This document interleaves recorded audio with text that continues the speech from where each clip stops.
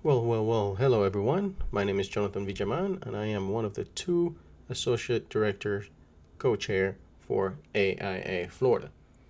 On this episode, I'll be giving you a treat as I'll be helping you be focused on your studies a little bit more. I did some of the ground legwork for you on particularly for PDD and PPD as it pertains to some really good resource that NCARB has called NCARB Monographs, right? So I'll be breaking down some guidance and on selecting what material to look for when reviewing these monographs. I will also give a current list of which ones are useful. Now keep in mind that these rotate in and out of the resources available, and NCARB continues to add monographs that are useful in your practice, right? Not just for the AREs, but also in your practice. So please go ahead and download those as soon as you can, since I don't know how long they're actually going to keep those in there. So we'll take a look at that in a moment, and let's jump right into it. Well, first of all, I'd like to show you how to get to the monographs to begin with. Once you go to myncarb.org or ncarb.org and you sign in to your NCARB account, you of course will see this this web page as you're familiar with. Now then you want to go to Continuum Education. Once you click on that, it'll take you to the website where you have the monographs. Once here, you want to go to the CE courses. There's this tab here which I overlooked, and we'll get into that in a little bit further down the video. But once you're here, you'll be able to see the long list of courses that you can look through and that are available. All right, and like I said, a little later in the video we'll see how we break that down and kind of go through that. As you can see, there's some that I've already purchased, some that I don't, and you'll see why in just a little while. In any case, so that's how you get to the courses, at least for some of them, and we'll go ahead and start jumping into some of those right now. As I said before, according to NCARB, they'll be adding a module or a course each month, so do stay in the lookout so that even after you pass your ARES, your test, this is another great way for you to get your HSW, which are your health, safety, and welfare, as well as staying on top of new technologies and applicable construction development. One of those recent courses that they added is the Accommodating Shrinkage in Multi-Story Wood Frame Buildings or Structures. And so this was added to the mini monographs, and like many others, you would like to focus, or I recommend focusing on building details and familiarize yourself with the concepts behind what the course is trying to teach you. Once you look at the table of contents, you may want to focus on some of those, but at the very least, you definitely want to go through it and look at certain graphics, right? As I mentioned. Most of these courses are quite long, and actually this one at 79, I think it's one of the shortest ones, and they can also be quite technical. So I'm sure most of you don't actually quite have the time to read all these courses. There are some with like 300 plus pages, what have you. So as you are skimming through this particular one, you want to focus on the graphics and then read the explanations. In this particular one, there are some good key terms to learn, as well as the grade stamp markings. So look for that at the end, I believe, of this particular resource, as it can come in handy both when taking tests or when going out to the hardware store to look at certain woods that you may want to get for your, DUIs or DUIs. DIYs. There you go. It's been a while since I've done one of those. But anyways, I will not be going through each and all the pages, as I'm a bit concerned about, just kind of sharing too much of their free resource. But nonetheless, you have access to it once again. So if you find that this is one of the ones that you like to get into, make sure you go ahead and download this particular resource. So we'll go ahead and move on to the next one.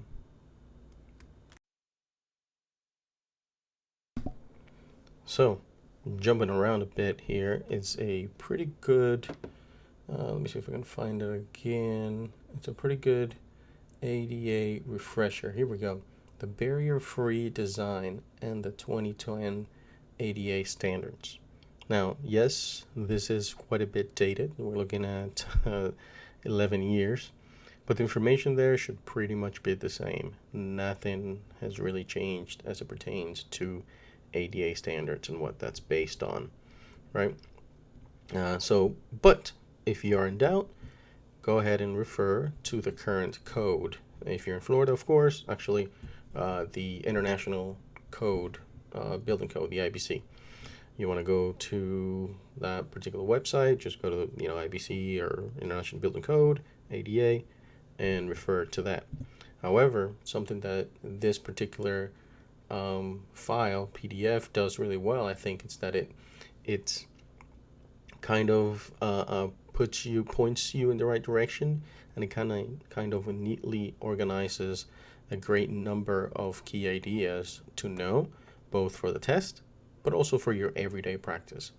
Like some of the things that you should know, it's your clearances, always be looking out for those, as well as your door approaches and things like that. So those are things that you should kind of try to really remember and really kind of just ingrain in your head as to what those are, because it will come in handy on your day-to-day basis, whether you're doing residential, it's just kind of nice to know some of those as well, even for the residential, as well as particularly for your commercial.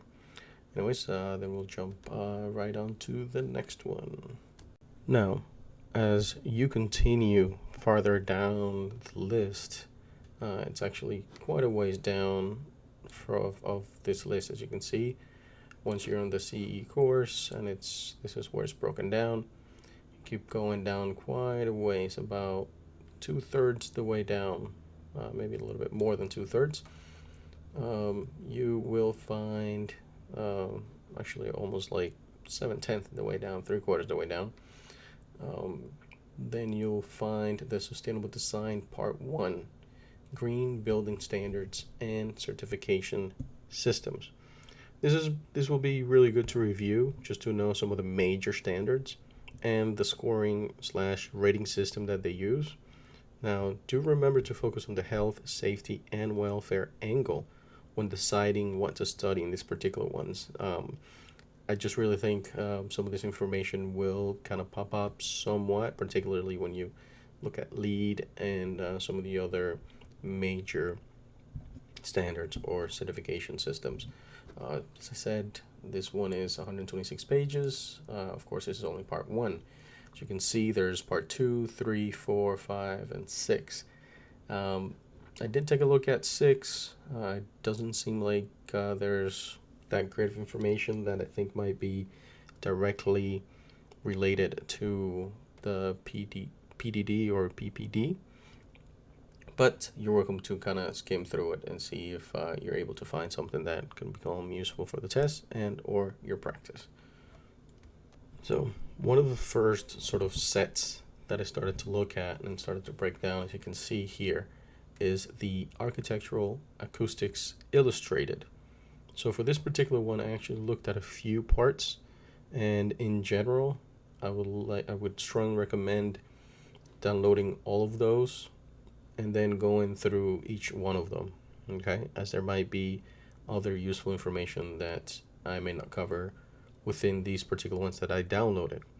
So the one sort of strategy that you should sort of apply here is that look for the graphics for a place to stop and then learn exactly what that is, or at the very least try to understand the concepts behind it and what they're trying to teach you. So this is the acoustic course. Even when it's broken down, it's a really good one to focus on, and focus on controlling sound coming from building systems. In other words, the Architectural Acoustics Illustrated Part 7. Okay, Part 7 is a really good one to look at and see and understand the strategies on how you control the sound coming from building systems. You're talking about your mechanical, plumbing, your lighting, but mostly your mechanical. For Part 3, within this, right, your room acoustics, that one you also want to focus on the graphics that explain how the sound bounces around the rooms, particularly theaters. Go ahead and review the checklist. There's a checklist on that one, and understand the overall concept, right? And remember, don't get too bogged down on the details and the numbers and the formulas. You want to understand the concepts and how to potentially apply them, both during the test, but also in practice. Now, towards the end of this particular one, there's a study there that it's titled "Poor, Better." There's a bit of a graphic on that, so go ahead and focus on that as well for this particular one. But once again, download all these and just search through them. There will be nuggets of information and graphics that will be very, very useful to know, to understand, and to carry on, sort of to apply in your practice. So, as I hinted before, I was focusing on this continuing education courses and looking through all of this. And then my curiosity finally got the better of me, and for good reason. And I just finally decided to click the digital monographs. And I noticed that some of the courses that are broken down, particularly like the Architectural Acoustics Illustrated, instead of all being broken down into parts, it's all into one, right? So as you can see, I downloaded most of these, what I thought would have useful information. And for some reason, the first one that I broke down, it's the Seismic Mitigation course, right? So on this particular course, once you open it, you'll be taken to something like this. Something that I realized looking at these modules is that there's a couple you want to focus on, and one of them is module 3, right? On that one, you do want to go ahead and focus on the general design approaches. There's a few key images and diagrams in there that you definitely want to study. There are general design massings to look at and understand their concern and point of failures when under seismic forces. In short, module 3, it's a really, really good one to look at. You kind of sort of want to skip module 4, as most of the questions will be for new construction, of course. And so you want to go ahead and jump to module 5, the mitigation of seismic forces. This is also a great section to look into when studying for the mitigation of seismic forces. Plenty of images and diagrams that are useful. For the test, as usual, this is all for the test, but also for practice. Not so much for us here in Florida, but for those of you who may be out of California or somewhere else, anywhere in the world that need to account for seismic forces. So that'll do it for this particular section or module, class, course, whatever you want to call it. We'll move on to the next one that I think will be useful. Now, jumping back here to the top, we'll go ahead and focus on the fire safety in buildings. So once you download this particular one, you want to go ahead and understand the fire triangle. It's one of the foundational kind of topics or ideas that they kind of give you, where everything else is going to be based on. And the fire triangle, it's simple terms, or sort of 3 elements, which are oxygen, heat, and fuel. So everything else will build on this, on how you control fires. So you take into account how much oxygen is in place, the heat that it produces, and the fuel that goes into it. Fuel can be anything that essentially burns. So As you scan the file, there will be a few interesting graphics before you should stop on figure 7A. Remember figure 7A and take a closer look to at least understand the layout of it. I won't necessarily show it here because once again, I'm a bit kind of concerned, even though this is freely available to you. Don't necessarily want to shake any trees, I guess I suppose. And so you want to focus on figure 7A through 7C again. A section to actually read, even though it's a bit lacking in graphics, is the preventing ignition. So within these, you'll see a title that says preventing ignition. You want to focus on that. Also, once you go through it, go ahead and take some time on figure 27 to understand the flame class and spread. Figure 32, it's also one that you should know exists purely from a practice standpoint. I know that you're only looking here at the table of contents, but once you download that, you'll be able to come back to this video and kind of remember what you should focus on. Though the concept, to go back to figure 32, the concept behind it could be in the test. I think this fits quite well within the health, safety, and welfare of the building users. Figure 33 is another important one that you'll come across quite a few times throughout the study materials. And in short, the section dealing with managing the exposed, it's one to focus on. This is not necessarily here within the table of contents. It's a subcategory of those. There's also a case study at the end that can help illustrate how important these concepts are. Look through that particular case study. As you know, there are case studies within the tests, and just getting familiar with, just looking at case studies and how to extract information could be a good practice. The next monograph that I think can be useful for the PDD and PPD tests is the mold and moisture prevention. This particular course is a bit limited in graphics, but it shows quite a few wall sections that can be helpful. Make sure you read the headlines to see what voids of information you could use help filling in with explanation given within this course. Like I said, it's quite heavy in text and very light in graphics. Dew points and diagrams showing the mechanical systems are good to review and familiarize yourself with. Not a heck of a lot to go into this one. It's pretty straightforward. So once again, go through those wall sections. It can be very useful. Keep in mind the climate that this applies to, so you can adjust it depending on what the question is during the test and where you practice as well.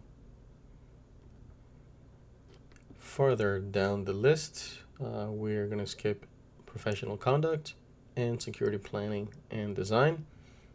We already covered seismic mitigation. That's actually one of the first ones on this page that we covered. And then now, once we jump into subsurface conditions, right? So on the subsurface conditions, here we go. Looking at the table of content, we can determine with some level of certainty that a couple of the sections that will be useful are the division of responsibilities, soil properties and behaviors, foundations, general site development, and what could go wrong, right? So on this section, and I'll just be kind of skimming through this particular sheets as I start to read. And actually, I'm going to go ahead and start with the division of responsibility. Once I click on that, it'll take me to that page, but then I'll just be going through the sheets, okay? So the section about the division of responsibility is a good one to read to better understand the role of the architect and the relationship to the soil consultants. Soil consultants is a term given to everyone involved in the subsurface conditions. For the soil properties and behaviors portion, the focus should be on the behaviors in particular. How can this information be applied to building and or foundation design, materials, etc.? So once again, it's not just so much about the properties themselves, but how those behaviors affect the building. On the part about the foundations, it's where you should spend a significant amount of time when compared to the other sections. Understand the different types of foundations and when it's best to use them or not use them.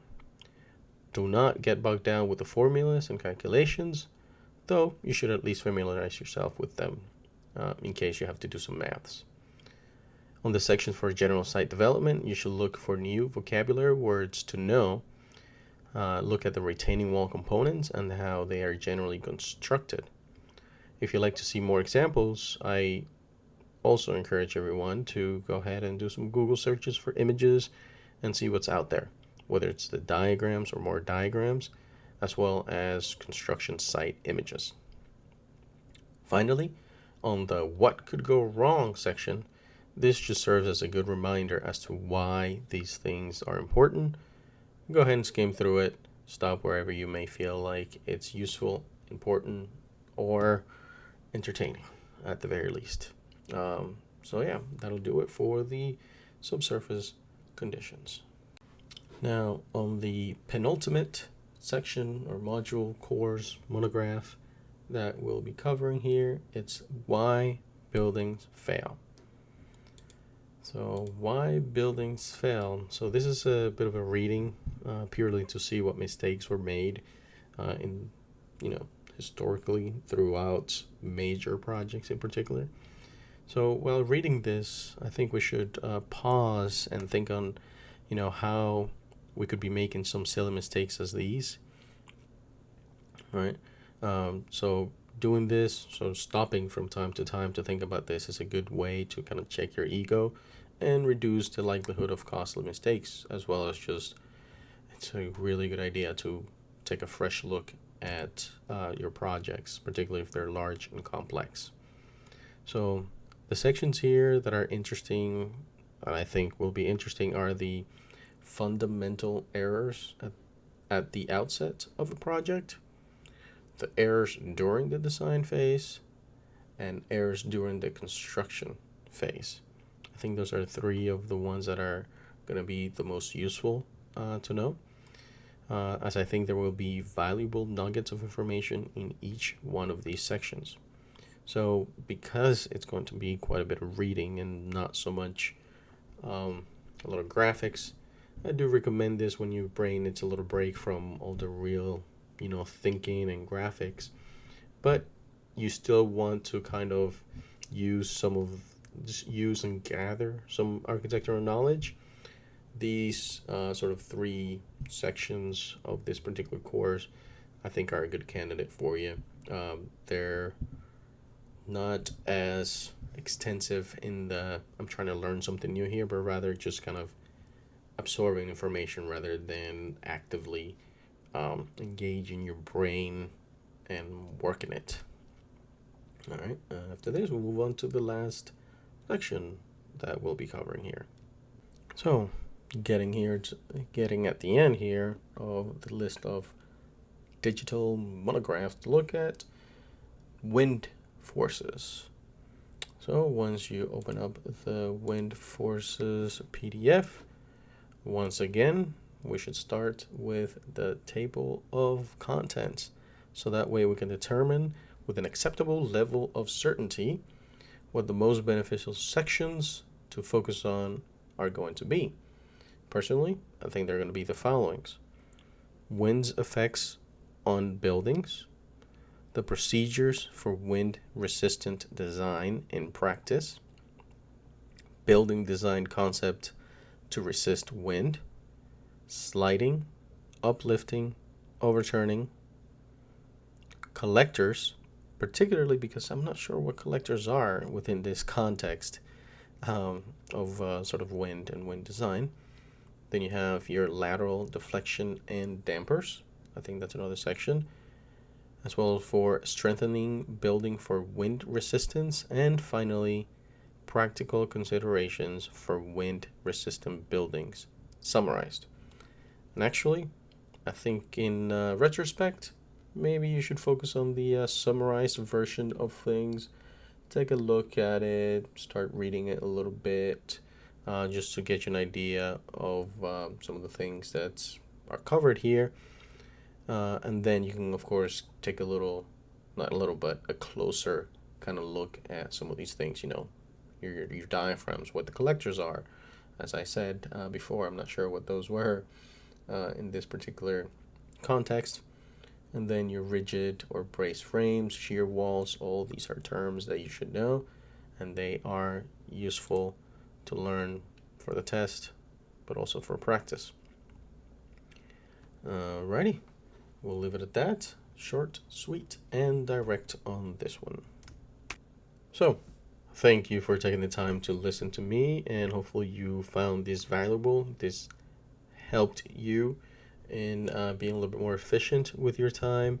And, for the most part, once again, these monographs will come in handy for the PDD and the PPD to varying degrees.